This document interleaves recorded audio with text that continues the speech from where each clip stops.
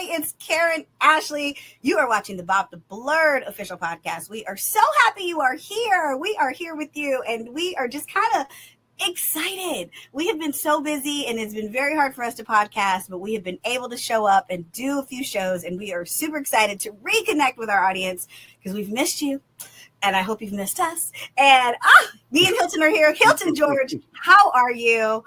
How's it going? I'm doing fine. Enjoying the heat wave minus the floods. God bless everybody going through the weather struggle because it's crazy out there. It's like every drop of rain is a flood or a mudslide or just it's terrible out there for some. Crazy. But, you know, it's been pretty decent over here on the East Coast in D.C. area. So, yeah, we've been having a good time, enjoying ourselves. Good. But we have been working. We've been on the road.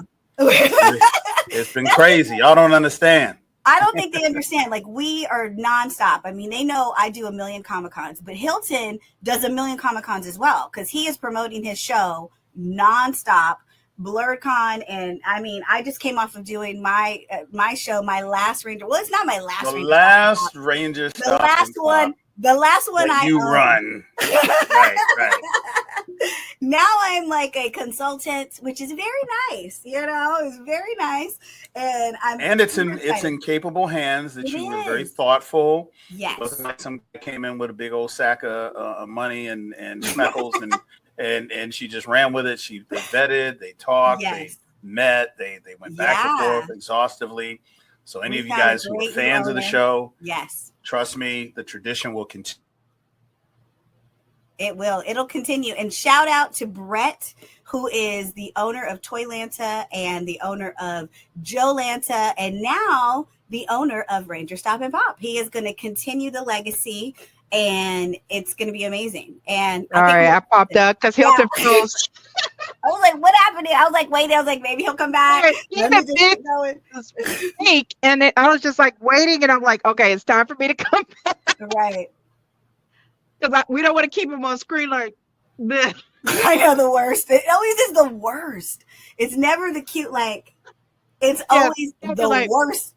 The worst facial expression you could possibly make. I'm eating my London. It's like a Laffy Taffy, but it's like the London. Okay. So eating Toylanta, and you know what? Shout out to Brett, who is the owner of Toylanta and is the owner of Jolanta, and now the proud owner of Ranger Stop and Pop. And I'm super excited. Yeah, no, I'm super. You know what? It actually made it like I thought when we were like, oh, we're going to sell the show. I was going to be bittersweet. I was going to be emotional, and obviously I was emotional because there's a part of me that's not. It's your baby all year. Yeah, right. But I was like, it's still here. It's still going to be around. The fans were so happy when the word got out. We announced it at the VIP dinner. And so it was great. And it was, I'm just super happy to see it live on. Which I thought was brilliantly done. You guys did this cool thing. You guys weren't there, but I knew that there was a sale that was going to be announced, and I had met the guy, and I knew everything was in good hands. Yes. But they let all of these people come in, and there was like this air of melancholy through all the fun because they're like, this is going to be the last one. And I don't know where I'm going to go to get to. And I'm like, what are y'all talking about? And I was about to like spill the beans in the middle of it. I think it was like Dana or somebody was like, we're going to surprise. I was like, oh. And then when the surprise came, like everybody was like, rah. Yeah. And it was, it was perfect. And we you know what, we care about our fans so much that's the whole reason why we even entertained like selling it. Like we were like, okay, it's over. We're going to go on and it'll be, and they literally were like, oh my gosh. And we were like, and then we just thought about it as a business, from a business standpoint, like it doesn't have to end. Like people literally started messaging us the minute we said we were going to end it. I heard from at least 5 different promoters, and they were like, well, what are you going to do with it? You selling it? Well, what are you going to do? And I go, oh, hold on. Let us get our business together so that we can slow down. But we had, it was a multiple offer situation, thank God. And we just really went with the person we thought was the best. So. And that was what I was so pleased to hear, is that you actually felt like what you had built was in good hands, which doesn't happen every time. Cons do one of two things. Either they get sold, they become like real estate, and that hostile takeover, break it up, rebrand it, whatever, or they just die on the vine. Like just it happens one year and then nobody picks up the ball for the next year, and it's 2 years down the road before people go, hey, whatever happened to what happened? And this didn't go that way. This is always going to be there. And I would imagine this would be like watching your kid go from high school to college. Like you got to wait, but college is just around the corner and down the street like 5 miles. It's not. You'll still get to see it. You get to hang out. You'll still I'll be there next year. But you won't have to build it out. And I met Brett. He's a good guy. Like he really enjoys what he does, which I know is so necessary in making a good con and building community. So it was really nice to meet this guy and not see some stodgy cigar chomping guy who's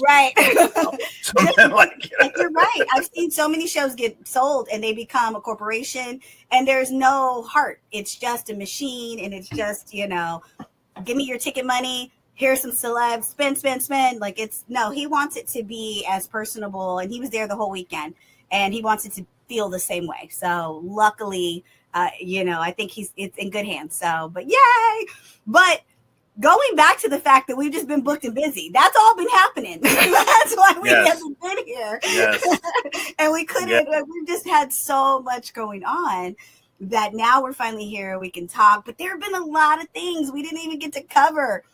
And I feel like it needs our attention. Like we just left, like people were like, what is your review on this? And what is your review on that? And I was like, I have total opinions, but we haven't had time to talk. We haven't had time to get together. So some of this stuff, came out a while ago, but it's okay because we'll talk about it. And I just feel like we're huge fans of the MCU, and there's just been so many things that have hit in the last 6 months. And it's all like at the end of the day, they all tie together. And we know we're going to get this mega movie with Dr. Doom, and we're going to get all these characters, and we're going to get all these people, and it's all going to come together in some sort of way. And then we've got the Young Avengers coming, and and it's like, it's one of those things where it's like we're in the middle of that shift. The MCU always takes a shift almost every 10 years, and they kind of shift you in a different direction. So one of the things that came out, Dana and I had a chance to talk about it, but you and I didn't have a chance to talk about it. And I was dying to get your feedback on this, was Thunderbolts. Thunderbolts came out. It was a huge movie. It had all the promotion that I wish that Ironheart had. Right.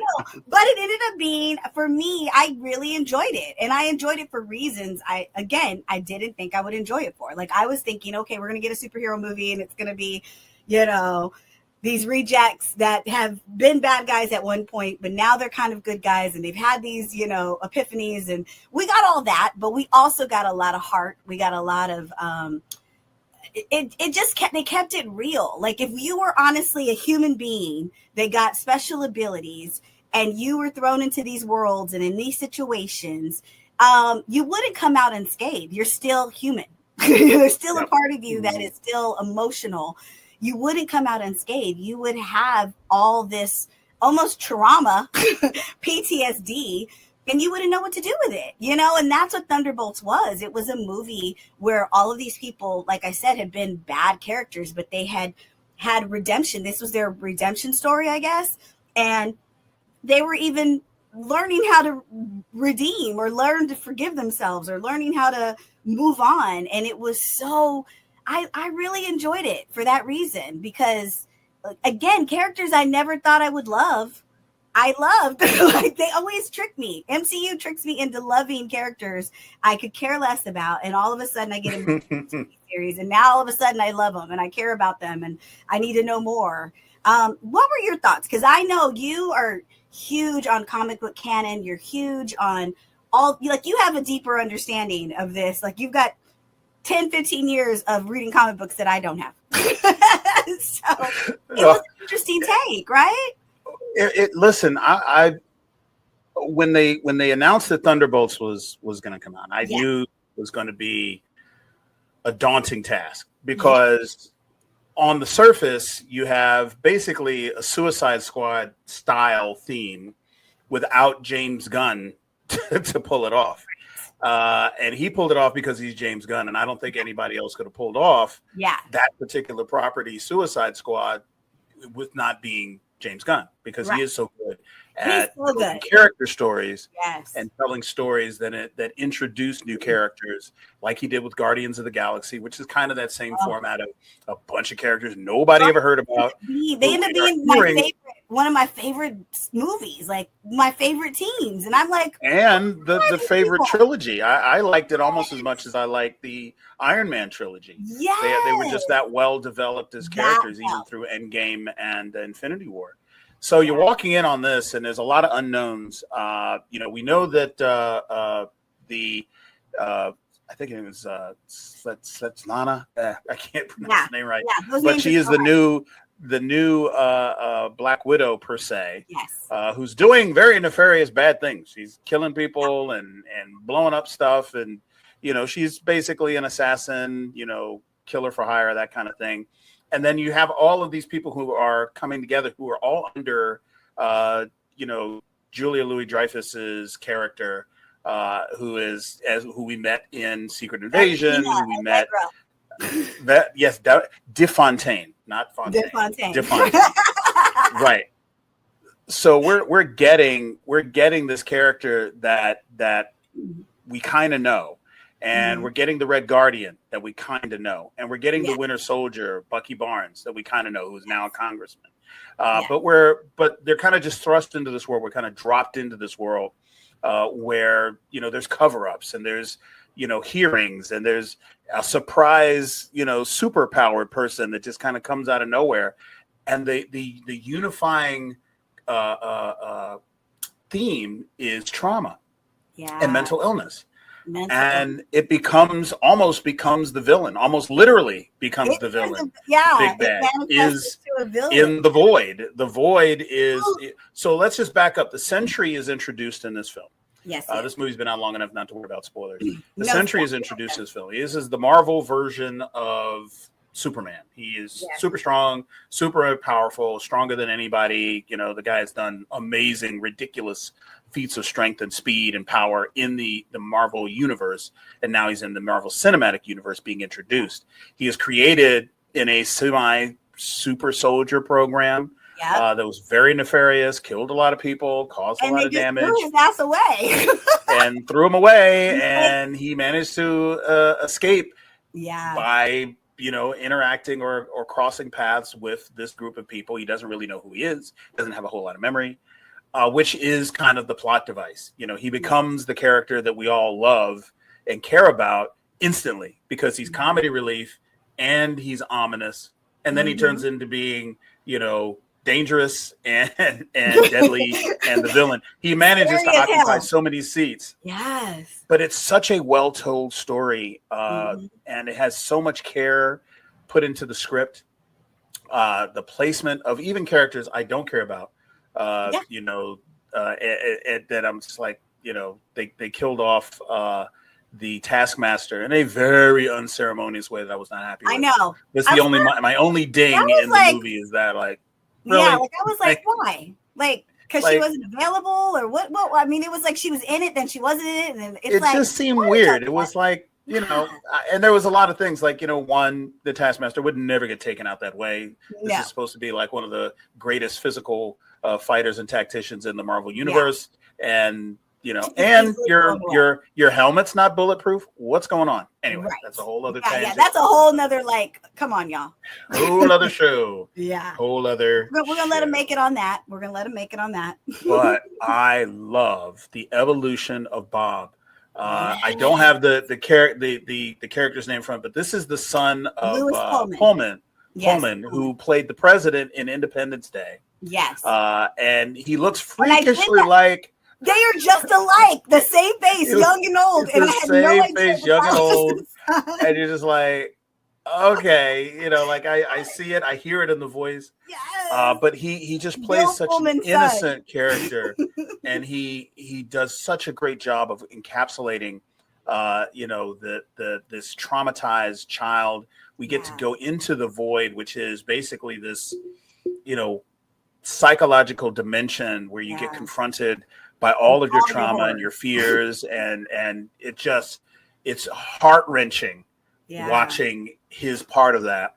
Yeah. Svetlana, walks us through hers in her own way. She's narrating. Elena. She's the Elena. Thank you. Is the narrator. So we're already knowing where she's coming from as a character, but discovering where he went and how to save him and how that would save the world, ending up being, what saves the world. It was just so well done.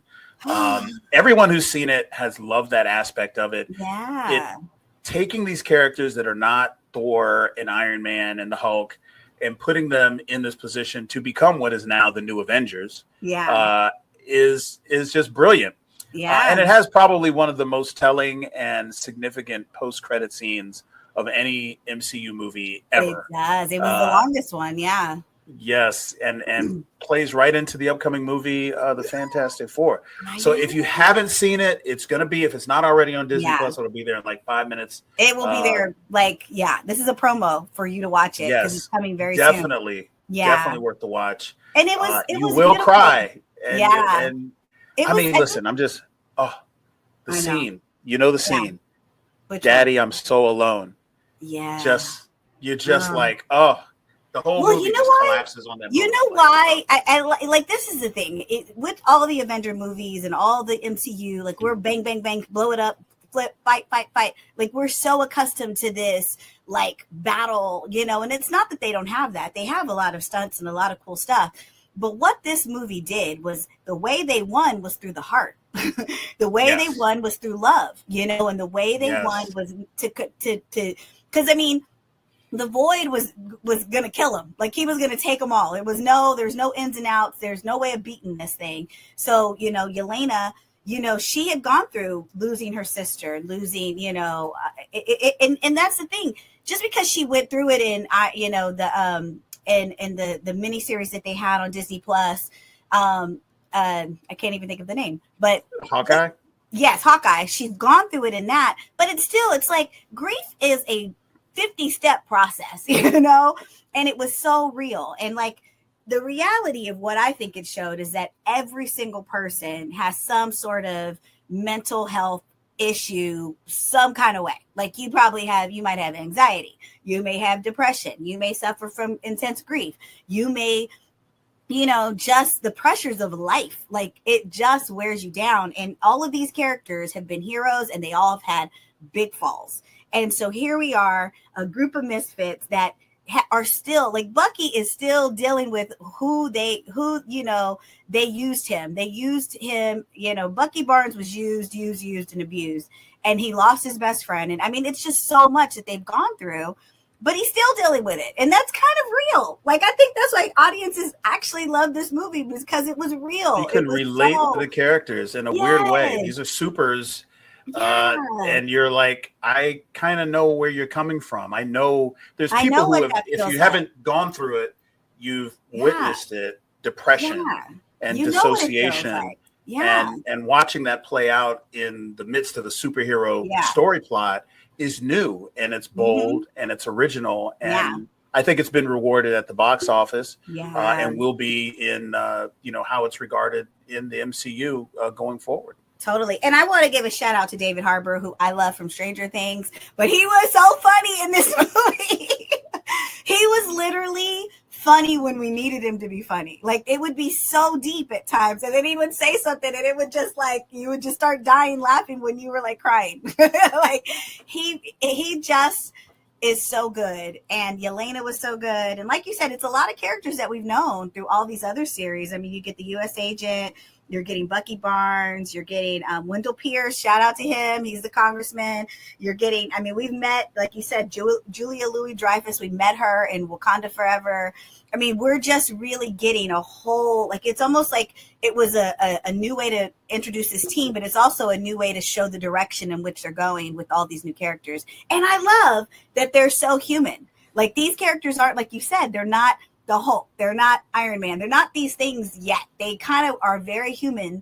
And like, there was a scene where they're like, we don't have the Hulk. We don't have, like, they literally talk about it. They're like, who's going to save the day? The Avengers are not coming. We got to do it. And we're not them. We're not strong enough. All we do, everybody here just punches and shoots. Okay.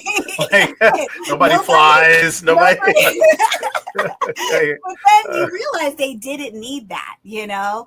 And you're right. That end credit scene, they give you a hint. You see that Fantastic Four, you know, spaceship coming, and I just can't wait. I can't wait to figure out where that is a perfect segue. A perfect segue, because it hasn't come out yet, so we don't really know what we're getting. But I get goosebumps because Fantastic Four and X-Men were what I was raised on as far as comic books. Like the longest runs that I read and followed, like every book.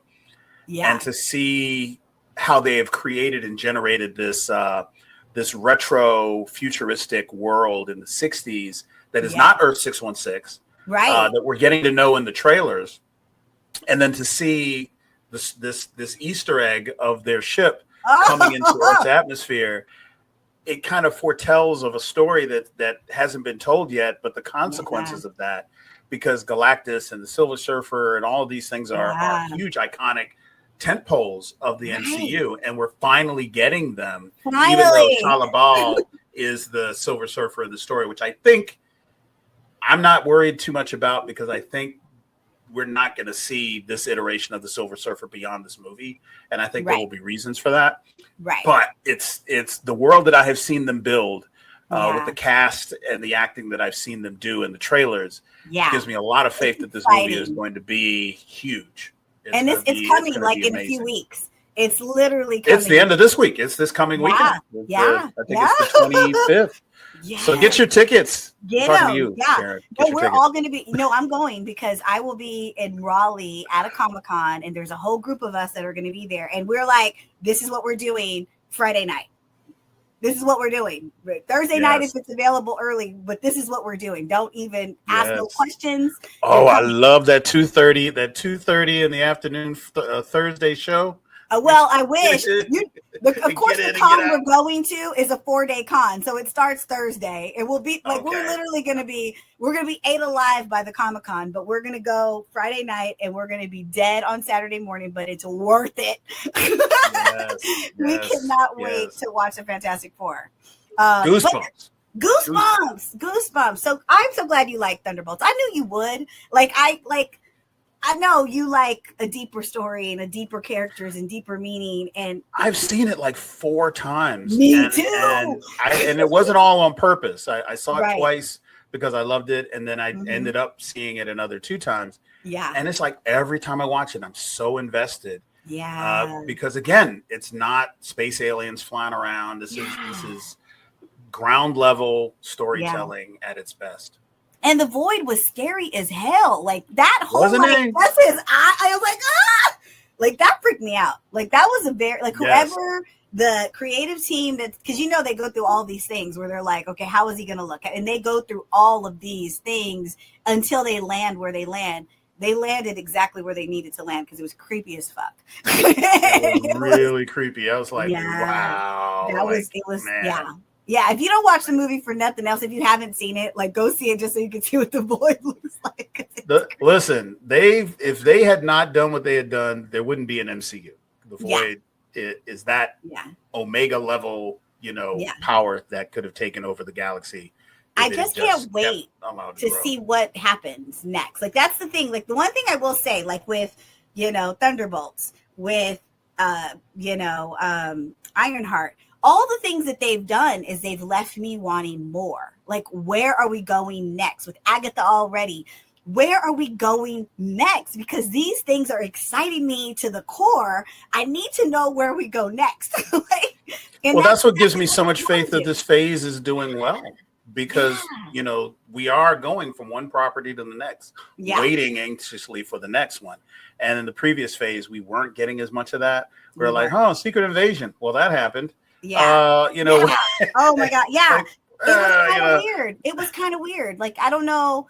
But you know what? I guess when you're writing these, if that's the thing I think people don't realize, when you're writing series like this or doing movies like this, it's hard to keep the juices juicing. Like, you know what I'm saying? Like, especially when they were cranking out at the pace they were. And I'm kind of glad they've kind of pulled back a little and they're giving themselves a little bit of a breath. And it's not like we're getting something every 3 months. We're getting something every 6 months.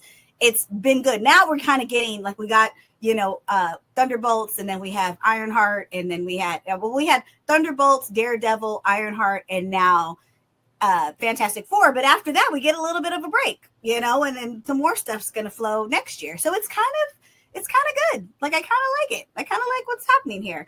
But speaking of Daredevil, we never talked about Daredevil. We had a whole series come out, and I watched it religiously, waiting for us to talk about it. And then we were hit with everything and its mama. Like, we had so much work on our plate that we couldn't even talk about it. So what were your thoughts on Daredevil? Because I know you were watching like me. Like, we were watching every day that it came out. We watched religiously. We did not, like, we were ready to watch. What were your thoughts, Hilton? Well, because we've seen Daredevil so many times. Yeah, you can't lose with this cast, right? Yeah. Everyone is so well cast. And that's really key. Wilson Fisk, being played by D'Onofrio, he is just born to succeed in that role. So just watching him, I don't even care what he's saying. He just embodies that energy that just takes over every scene. I like the morphing of him from a perceived kingpin of crime to a mayor who is trying to run the city. Even though it's corruptly running the city, you're still getting to see this other dimension of his psyche and his motivation and his worldview. He's more cruel than he's ever been before. I think they got I don't know if it was a rating waiver or something. There's a lot more blood, a lot more death. It was like R-rated, right? This series than there was. Yeah, it wasn't like the first two where it was kind of a little bit more implied, and then it was blood, but it wasn't like all over the place. And now they are killing people left and right, and you're like, oh, they killed him like that. Like, oh, I had hopes for that guy, But I like where the plot is going. I think that the characters have been given a new platform that will ultimately become the Defenders. Which is the grassroots neighborhood level crime fighting team where you had Power Man, i.e. Luke Cage, Iron Fist, even Doctor Strange to a lesser degree. So there were the ground level Defenders is something we've been waiting for a long time, but the properties were split up because Netflix and Sony had certain characters, and then but now they're all in one group. Now they're all together. Finally. We haven't seen them, but that's the next thing. And they set that up beautifully. So anyone who's been waiting for the Defenders, you got to watch this. It's got so much heart. And it's the motivation of these characters that could so easily be lost over this arc of storytelling that they've had for 10 years is still there. It's brutal. It's controversial. It's got Godfather level storytelling and plot. And you're unfolding they're introducing this person. Oh, that person has the contract for the thing, and it all kind of comes together in that mob style, storytelling. So it's got all of that. So it's necessary. If you go directly into whatever the Defenders is going to be in a year or two, and not having seen this, you're not going to know who these characters are because they got all new motivations. They got all new crazy. And they are all next level now from where they were before. So I loved everything about it. I'm glad they went the route they went. It's very bold. Yeah. One thing I will say, I'll give a shout out. He's in the series and he's a very big part of it. And he actually passed away in real life. It's Kamar de los Reyes, who was he was an excellent actor, and he was a stunt actor too, right? Yeah, he was on a soap. He was on One Life to Live back in the day, and he was huge. Like, he came on and he was huge for years, and then of course that soap went under. But he became a stunt actor, and he was doing all kinds of stuff. He'd been in the industry for years, 30 years, and unfortunately he died of cancer. And his wife and his children attended, because this is the one show he shot right before his death. And she said he was so excited to be a part of the MCU. And it was just a terrible, terrible loss to lose him, because his character. Like, I mean, they obviously killed him in this series, but there was a possibility that he would have gone on if he wouldn't have gotten sick. But when they knew he was terminally ill, I think they had to make a decision. But he was so good. And like you said, we've had Daredevil for a while, and we've seen different series from it. And it's been, but I kind of love the revamped version. Like, it almost was, I don't know what Disney Plus, but when they do shows on Disney Plus, it seems like they slow them down just a little bit more. And then they really give you more insight as to the psyche of each of these characters and where they are in their life in this moment, So even though, like Charlie Cox's character, Matt Murdock, you see him, he's going through different things, but it's like you understand him more and what makes him who he is and why he's a hero and why he's like half of the series he's fighting becoming, Daredevil again. Like, he doesn't want to do it anymore. It's been too violent. It's been too, hard on him. And then we get Frank Castle shows up. And I mean, it's just like anytime John Berkenthal. Yeah, I can never say his last name. Anytime he shows up in something, Barenthal, he's gonna like wreck the house. Like, he shows up in Daredevil, wrecks the house. He shows up in The Bear, wrecks the house. Like, he is a force. Like, he is like the best character to just show up. You see him in The Accountant 2. Yes. He's just had a run, even his short run in what is it, Walking Dead. Yes. He is our generation's yes. And leaves the character. He's our generation's John Travolta. Yes. He's so good. Like, it's just, I don't know what it is, but when he shows up, like, he showed up in The Bear, and I love that. I don't know if you watched The Bear, but I love The Bear. And if you haven't watched it, it is so brilliant, and it's so for no reason at all. There's no reason. All they're doing is cooking. I literally went to a restaurant and was waiting tables and like was in a world like this. And I promise you, it doesn't have to be this intense, but it is. And but it comes from trauma. Like, here it is. It's all the story is back there, and you watch it and you get these flashbacks and you get these scenes and stuff. But like 75% of the show is happening in a restaurant, and people ask, well, what is the show about? I'm like, they're cooking. They're like they're like unpacking their life. Unpacking their lives while they're cooking. There's this relationship with food. You know what it is? It just goes to show you, when you go through some major things, like when you go through major stuff, as hard as it is, you got to face it. You got to go through the fire you got to go through the storm to get to the rainbow, because the reality is it's going to mess up everything. And in The Bear, it like he loses his brother, he overdoses on drugs, and he has a mother that has major mental health issues that put them through the ringer, that forced, it basically. Jamie Lee Curtis. She's so good. Anyways, but you see this guy he can't even open up a restaurant. He can't even cook, because every trauma, every ounce of problems just spills out into his life. He can't form friendships. He can't run a business. He can't fall in love. It's just like everything he does is affected by all of this. And John comes in and he plays his brother, and it's literally, it just sends it on his head. But he does the same thing in Daredevil. He shows up.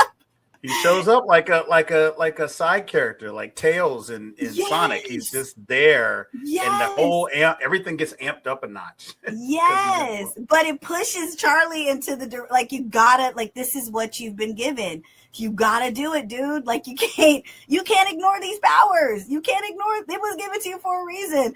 And so, I mean, literally, if you don't watch Daredevil for no other reason, you gotta watch it for these actors. Like, they're delivering on all cylinders. Like, the stories now, here's the cylinders, and it's pertinent to what we're going through now.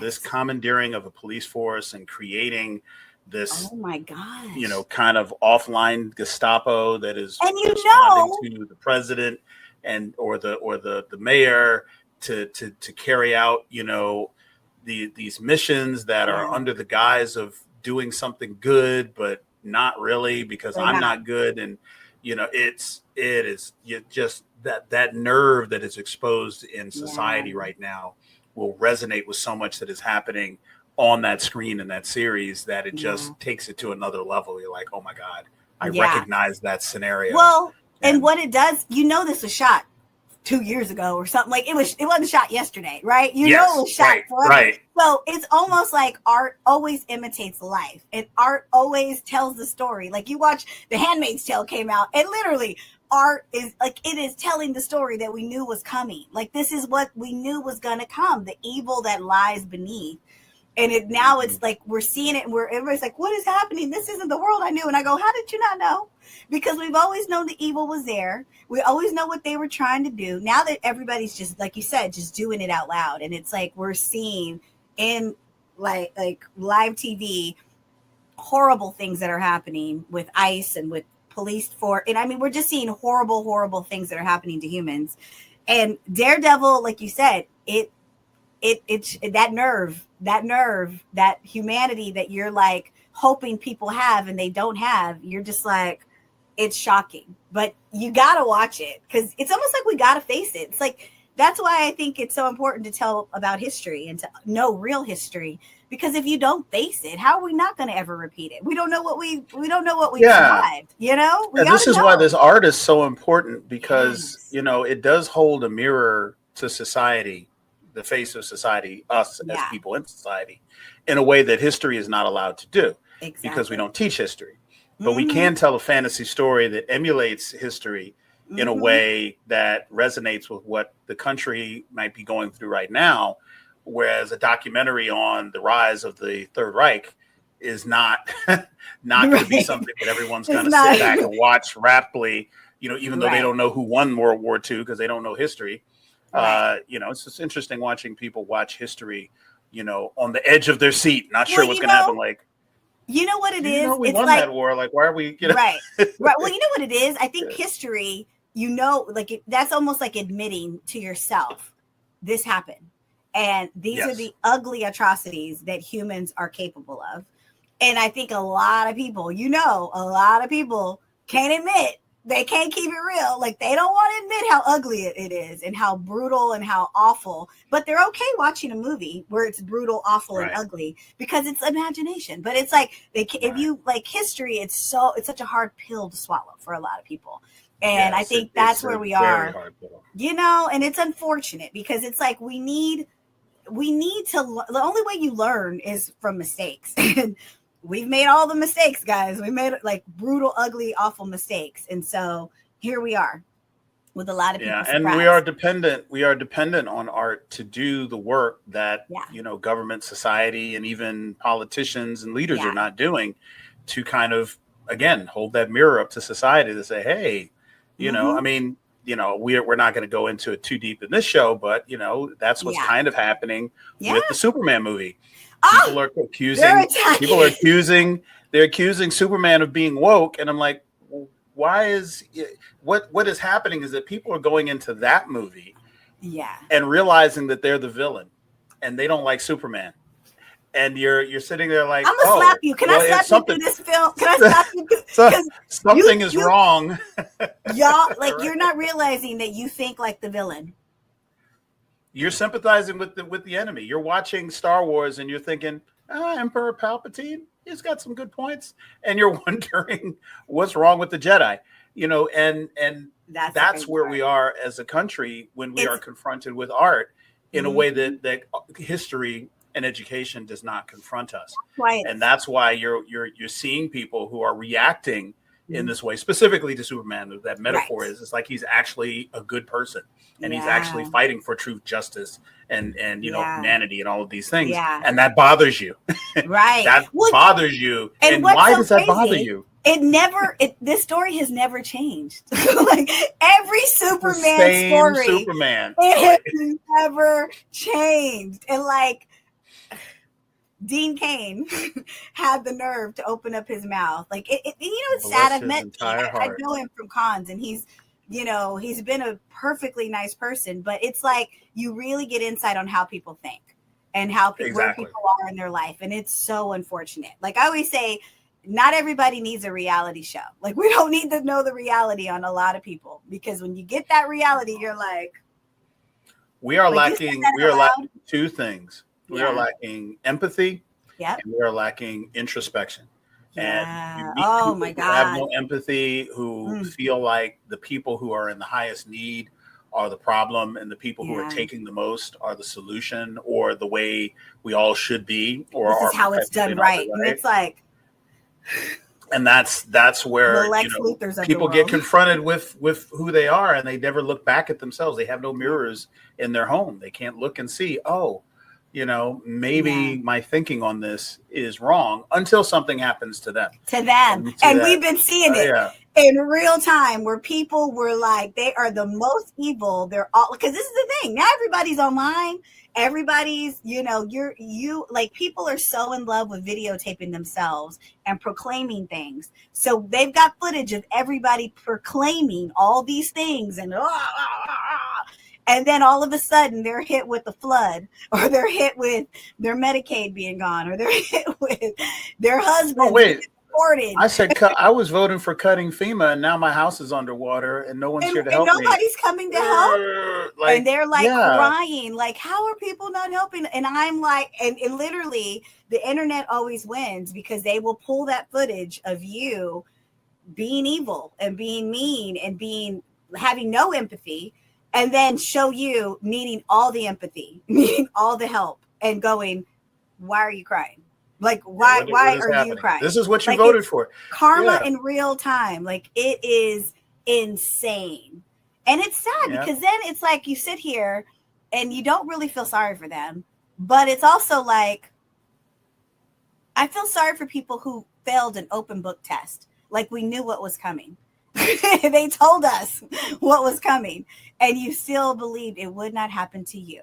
But you were okay with it coming and happening to others. And that's where it's so, like, it's almost really hard, because it's like I struggle with going, I don't want to think evil thoughts and be like, that's what you get, because that's what you voted for. But then I also don't want to be like, I feel sorry for people who are in distress. I feel sorry for bad things. You have empathy. Happen.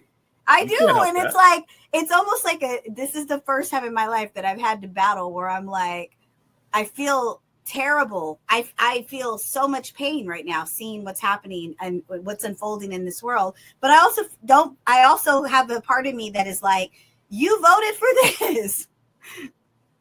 What are we supposed to do with that? Think about it this way.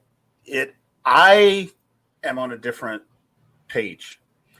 I cheer for the suffering of people who voted for the suffering of others.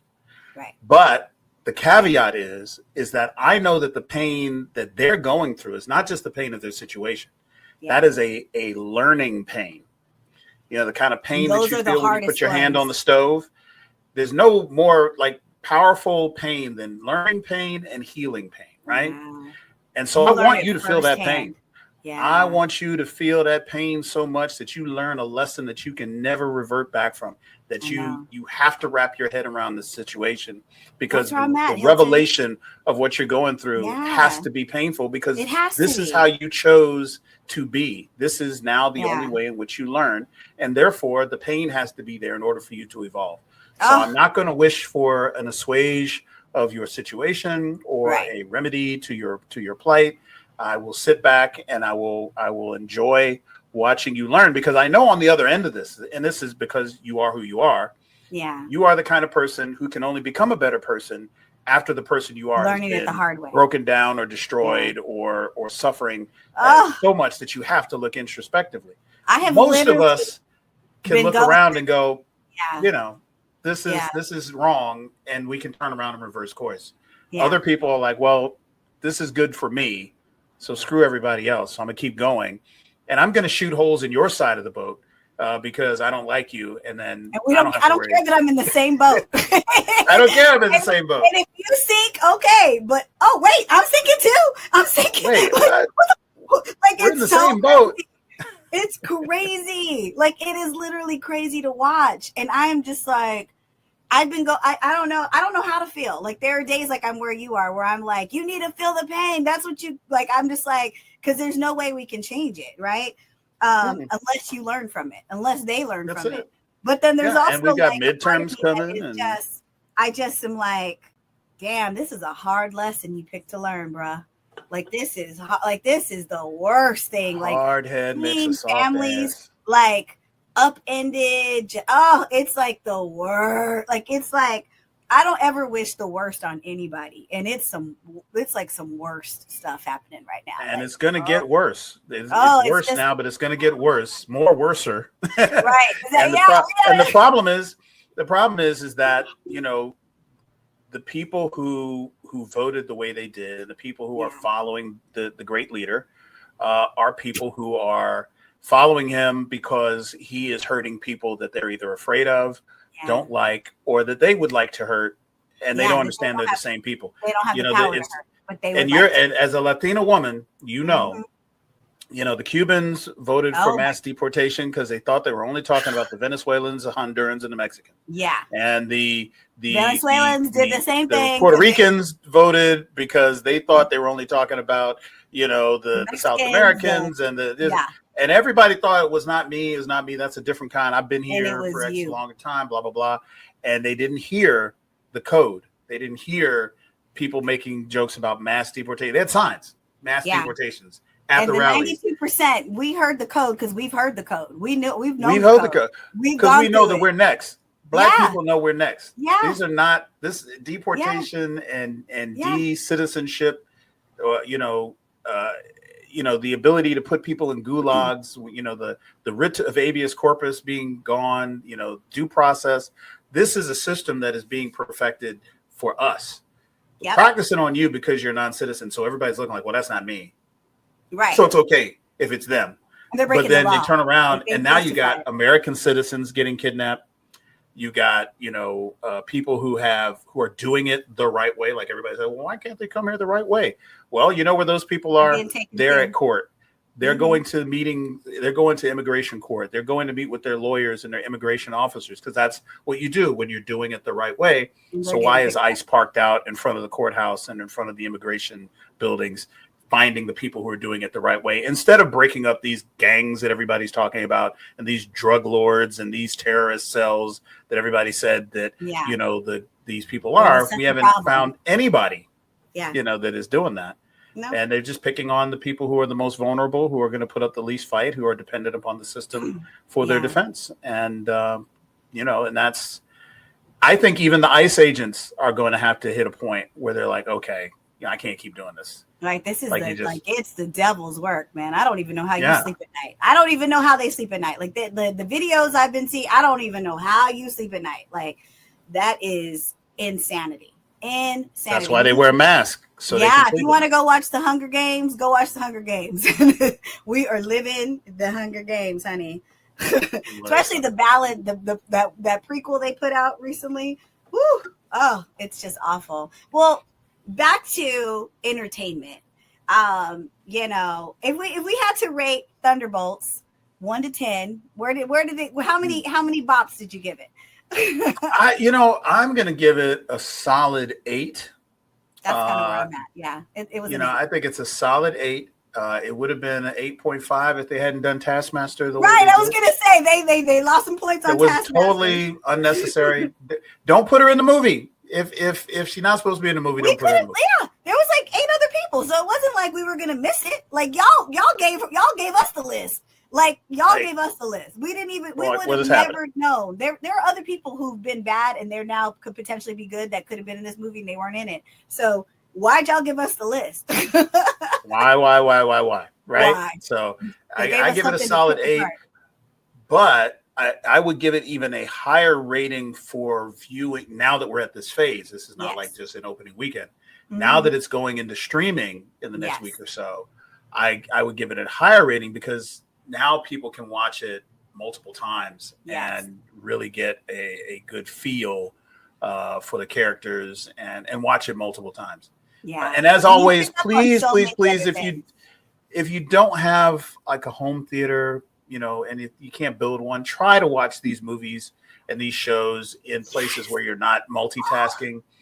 And I'm sorry, I don't want to derail the discussion, but no, I feel personally attached to the movie Sinners. This is probably one of the greatest movies Top 5 I've ever seen. I love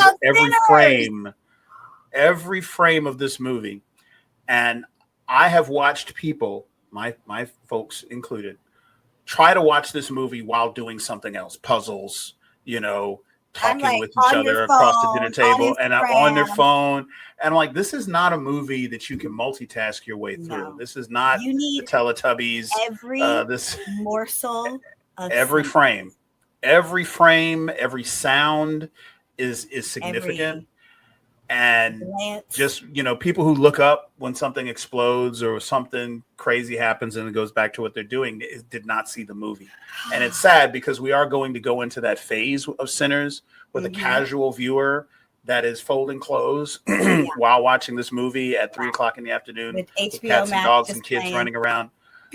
Are going to be the ones who come into the discussion, talking about, I saw it and, I thought it was okay. But I'm not really sure everybody's about something. I was like, and I had that conversation with my relatives on my vacation.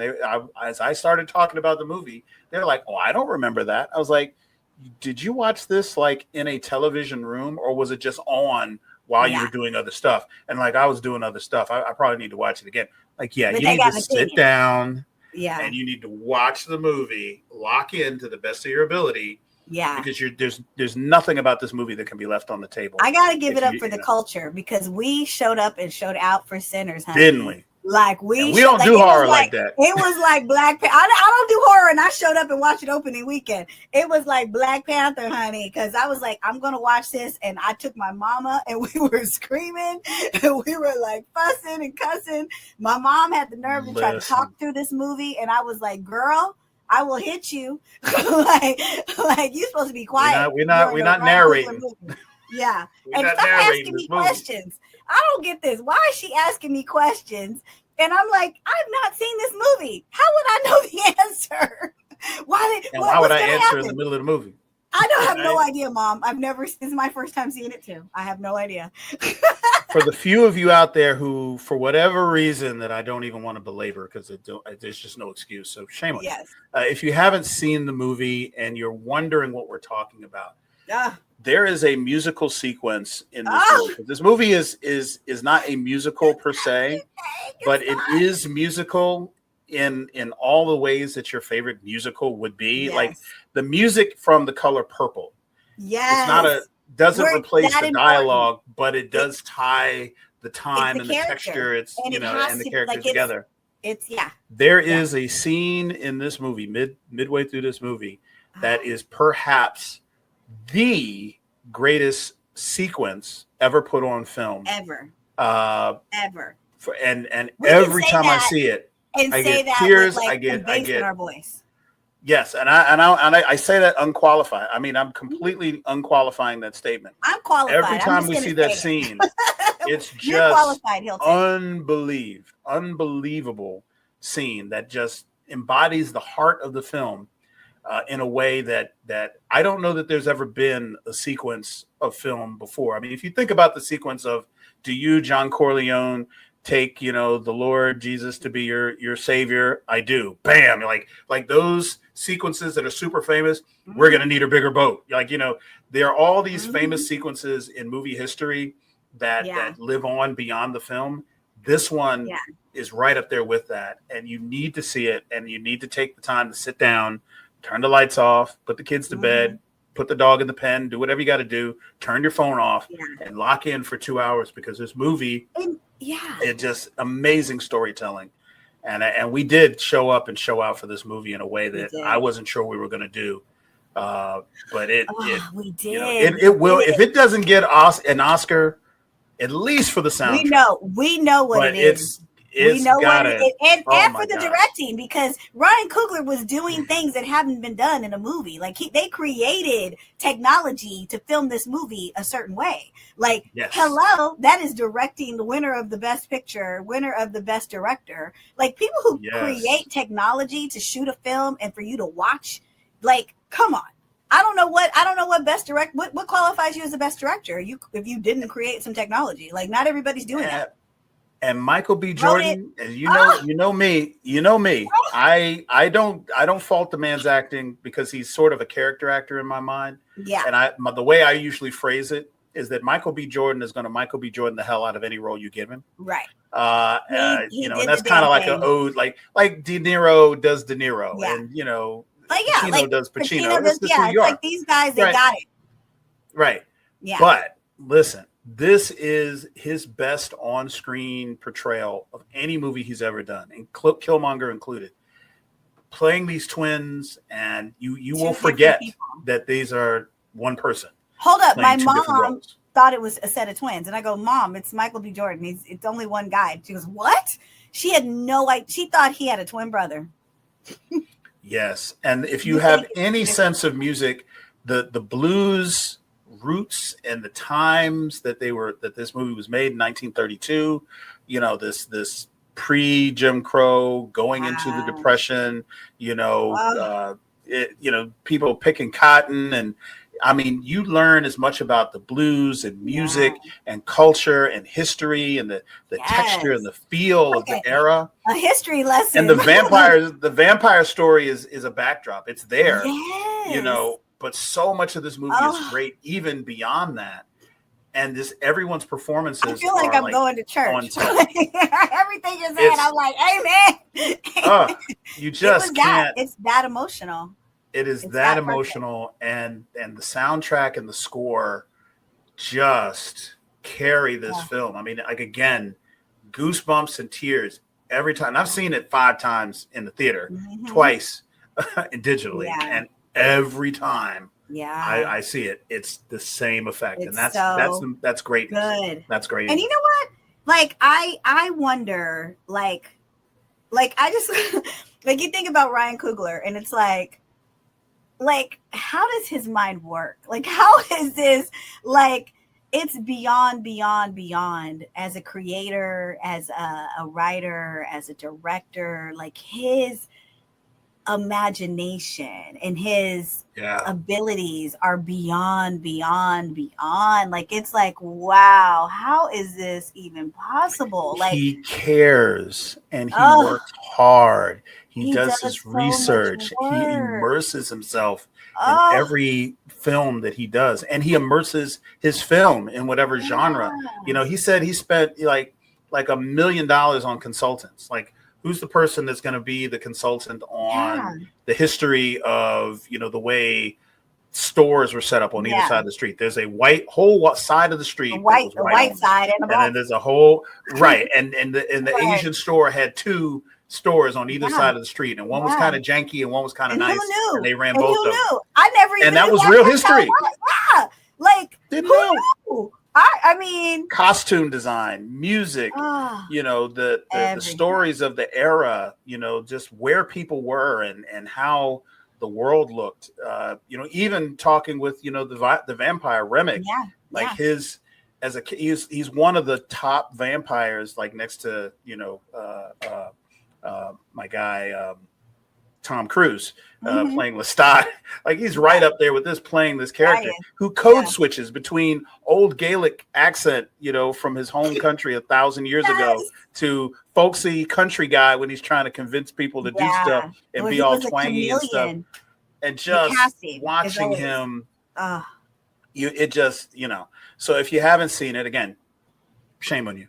You know what you need to do? But you got to go see it. This has inspired me because right now we've done a love letter to Marvel, where we talked about our favorite Marvel projects, and we need to do a love letter to Ryan Coogler. Like, we really need to talk about his movies, we just need to go through it and just, like, spend an episode or 2. It might have to be a 2-parter for us, and we call in some of our friends to come host with us. That.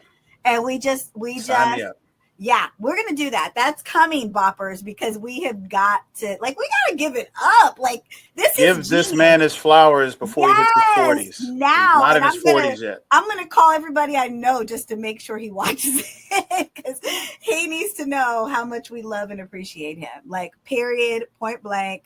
So that is coming soon. We're going to figure, and we need a cast of of experts. Like maybe you bring a friend and I bring a friend and we go in deep and we just have a good old time on something, or people are expert in the genre, something like that. I think we can make some cool stuff happen. We can make something happen. Yes. Put a pin in it. Okay, guys, that's the end of this episode. We done did it. I know. It's crazy. We talked about so much.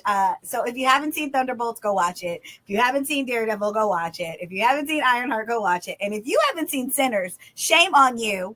You need to go watch it. It's on HBO Max now, so it's even easier to watch. But if you're able, like he said, if you're able to see it with a surround sound and home theater, like I know somebody who's got a really good home theater, watch it. And don't be distracted. Like literally give yourself a movie night. We're going to the movies at home and watch it the way it should be watched. It's so good. It's beyond. And gosh, we love it. So guys, from the BOP, we love you. We mean it. Bye.